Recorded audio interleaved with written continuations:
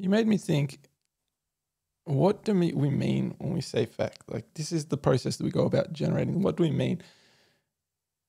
I'm thinking that so I like to go back to, okay, where's the starting point is we're a baby, we know nothing. So what is it that we're trying to do when we are learning when we're growing, when we're developing, when we're learning to navigate the world? We are making assumptions. And this is like, you hear people talk about, this is what the brain actually does. It's what does it do? It like predicts. All it does is predicts. It gets inputs, predicts what's going to happen. So a fact then to us is something we can, and this is where I guess the scientific method comes in, something you can say, okay, these are the inputs, we're putting them out there, assuming we're going to get this back. And if they match up, we say, okay, that is a fact. But like I said, that couldn't always change. You can throw out the inputs. You could do it 1,000,000 times and it always gives you the same outputs. But that 1,000,001st time when it gives you something different, then you got to question yourself, oh, hang on, what does that mean? Now, if you're doing it scientifically, you look at, oh, okay, maybe there was something changed in the inputs, blah, blah, blah. You go through the steps of doing that. But saying everything else being equal, if the outcome is different, that means your fact is now changed. Your interpretation of it was inaccurate, time to update.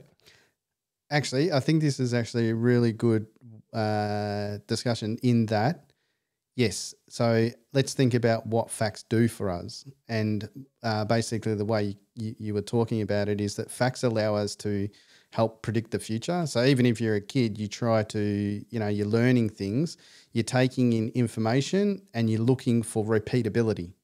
And that's the scientific method, repeatability. So can you do the same experiment in varying different ways and still get with the same parameters and still get the same outcome?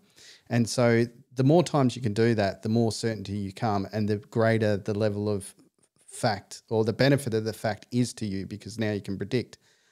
But I would say that the reason why we can progress or evolve is because some people have an intuition that while that was repeatable, while that was considered a fact, there's something internally in them that says, no, I think something is wrong here, and they investigate it further and they find a different way in order to break that system down. And at some point, the repeatability might break, and that's when the fact changes, I guess. And so I would say that belief or that intuition that each person is born with is the importance to, evolve facts over time to strengthen our knowledge. That is a good point, and it comes back to something we always talk about, which is we should always be trying to break an idea.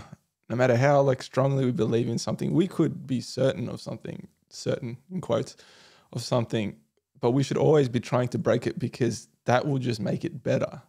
Like, we often see things as, oh, if our facts fail us, if they break, that's a bad thing. No, that's a good thing. You've just alerted us that, oh, there was something wrong there.